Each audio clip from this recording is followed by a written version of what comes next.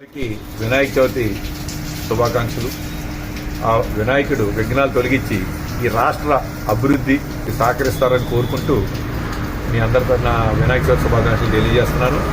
ఈ చవితి నాడు గత 3 రోజులు బట్టి కొంచెం ముసురు, నిన్న మొన్న కొంచెం ఉరుపు ఇచ్చినా నిన్నటి నుంచి కూడా చాలా ముసురుతోటి కొంచెం చవితి వర్తకులకి ఇబ్బంది, అలాగే చవితి పూజలకి మండపాలకు కూడా ఇబ్బందిలాగా మనకి ప్రకృతి పరంగా వచ్చిన ఎప్పుడు కూడా చవితికి ముసురు పడుతుంది, కానీ ఈసారి ఎక్కువ పడింది వర్షం.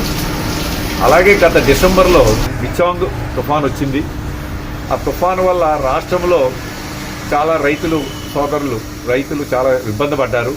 దానికి ఇంకా కూడా ఈ రాష్ట్రంలో రైతులకి 50,000 కోట్ల రూపాయలు ఇన్సూరెన్స్ రాలేదు ఆ తుఫాన్ వల్ల నష్టపోయిన రైతులకి.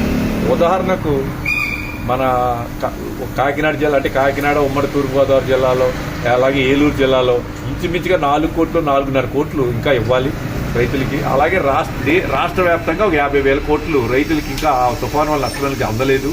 గౌరవ ముఖ్యమంత్రి గారు, ఉప ముఖ్యమంత్రి గారు రేపు చవితి వెళ్ళిన తర్వాత ఒకసారి మళ్ళీ రైతు సోదరులకి గత డిసెంబర్లో ఏదైతే నష్టం జరిగిందో ఆ నిధుల్ని త్వరగా రిలీజ్ చేసి రైతులకి చేదోడు వాదోడుగా నిలవాల్సిందిగా కూటమి ప్రభుత్వం తరఫున నేను వారికి ఒక విన్నపం చేస్తాను. ఈ సంవత్సరంన్నర కాలంలో మీరు చూస్తున్నారు ఒక్కొక్కటి గాడిలో పడుతున్నాయి.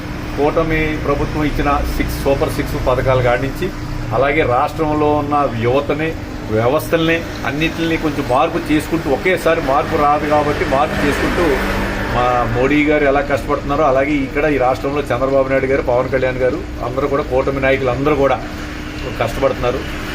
దీన్ని కొంచెం మెరుగుగా అధికారుల్లో మార్పు రాలేదు ఇంకాను నా లెక్కలో.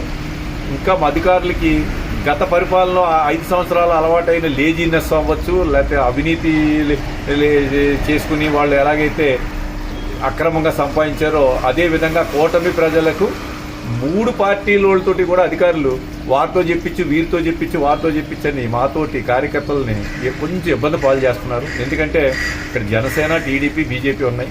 ఏ నాయకుడన్నా ప్రతి కార్యకర్త ఒక పార్టీలో ఉండరు. కూటమిలో 93% ఒక పార్టీలో ఉండరు. కానీ అధికారుల దగ్గరికి ఎవరు వ్యక్తిగతమైన మీరు ఆయనతో చెప్పిండి అని, ఈయనతో చెప్పించండి అని వాళ్ళు కాలయాపన చేస్తూ కొంతమంది అధికారులు పనుల్ని పరిష్కరించకుండా గౌరవ ముఖ్యమంత్రి చంద్రబాబు నాయుడు గారు, పవన్ కళ్యాణ్ గారు, అలాగే మోడీ గారు, మా ఎంపీలు, మా ఎమ్మెల్సీ గారు ఇలా అందరూ ఎంత కష్టపడి చేసినా అధికారుల నిరక్షత్వం వల్ల కూటమి కూడా చెడ్డ పేరు వస్తుంది. దీని మీద కూడా గౌరవ ముఖ్యమంత్రి గారు, ఉప ముఖ్యమంత్రి గారు, మా బీజేపీ నూతనంగా రాష్ట్ర అధ్యక్షులైన మాధవ్ గారు కూడా రేపు 1వ తారీఖున రాజమండ్రి వస్తున్నారు ప్రతిరోధంగా. వీళ్ళందరి దృష్టికి ఒకసారి తీసుకెళ్లి మీ ద్వారా ఈ రాష్ట్ర ప్రజల్ని ఒక సక్రమైన సుపరిపాలన, రామరాజ్యంలాగా విఘ్నాలు తొలగి, ఈ వినాయక చవితి నుంచి రాష్ట్ర ప్రజలకు విఘ్నాలు తొలగి రామరాజ్యంలాగా ఉండాలని కోరుకుంటూ మీకు సెలవు. నీరుకొండ వీరం చౌదరి, రాజానగరం, బీజేపీ కన్వీనర్.